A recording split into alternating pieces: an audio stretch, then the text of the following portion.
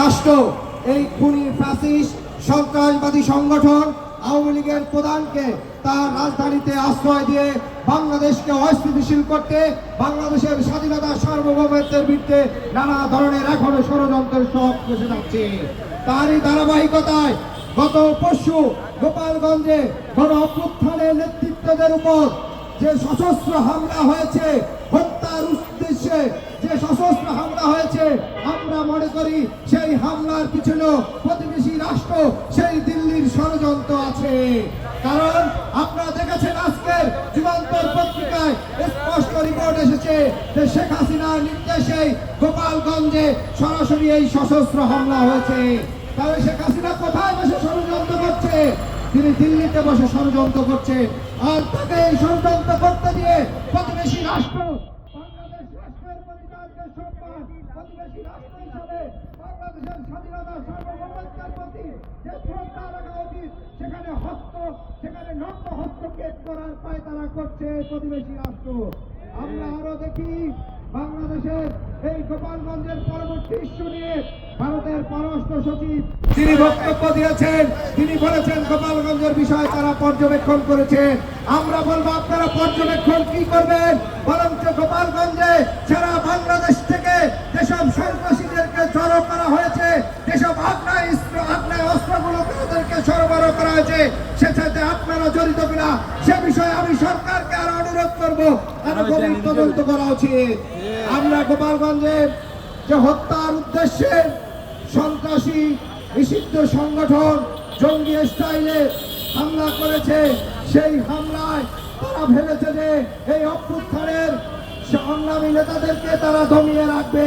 কিন্তু আমরা দেখেছি গোপালগঞ্জে হামলার পরের দিনই ফরিদপুর, রাজবাড়ী এবং রাত 11টায় মানিকগঞ্জ জাতীয় নাগরিক পার্টির পদসভায় হাজার হাজার জনগণ ছুটে এসেছে। বাংলাদেশের প্রত্যেকটি জেলায় জুলাই পদযাত্রায় যে আপামর জনতা, বৃদ্ধ, কৃষক, বৃদ্ধ এবং যুবক থেকে শুরু করে প্রত্যেকটি মানুষ যেভাবে সাড়া দিয়েছে, আগামীর বাংলাদেশের স্বাধীনতা সার্বভৌমত্বের জন্য, নাগরিকের অধিকার প্রতিষ্ঠার জন্য জাতীয় নাগরিক পার্টি একটি শক্তিশালী দল হিসেবে, বাংলাদেশের স্বাধীনতার পক্ষের দল হিসেবে সামনের দিনে জানান দিবে। সংগ্রামী উপস্থিতি, আমরা বারবার বলে আসছি, গত 1 বছর হয়ে গেল সরকারের পক্ষ থেকে এখন থেকে জুলাই ঘোষণাপত্র এবং জুলাই সনদের দৃশ্যমান অগ্রগতি দেখতে পাচ্ছি না। আজকে জুলাই মাস প্রায় শেষের দিকে আসলো।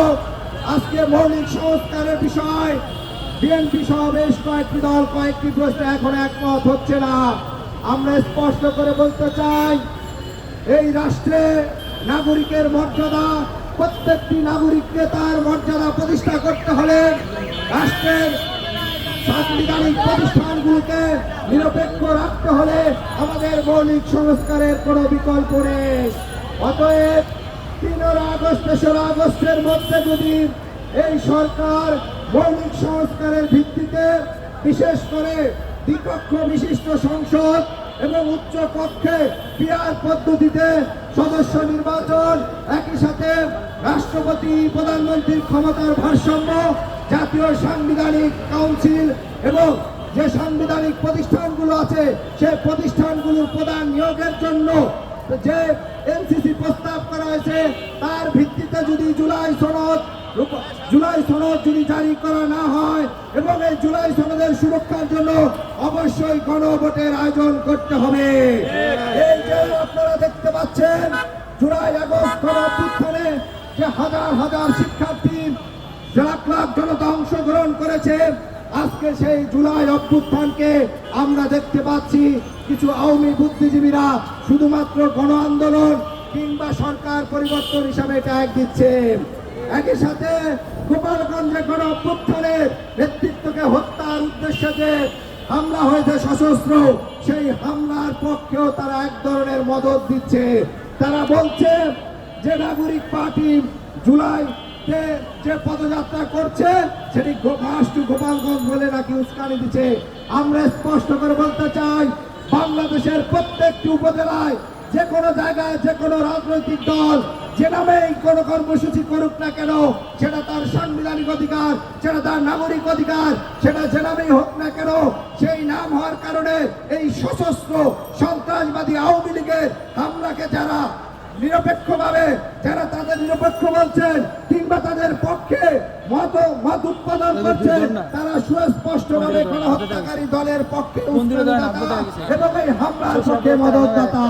আমরা স্পষ্ট বলতে চাই, ফ্যাসিস্ট আওয়ামী লীগ চলে গেলেও রাষ্ট্রের প্রত্যেকটি সেক্টরে এখন পর্যন্ত ফ্যাসিস্টের দোসররা দৃশ্যমান রয়েছে।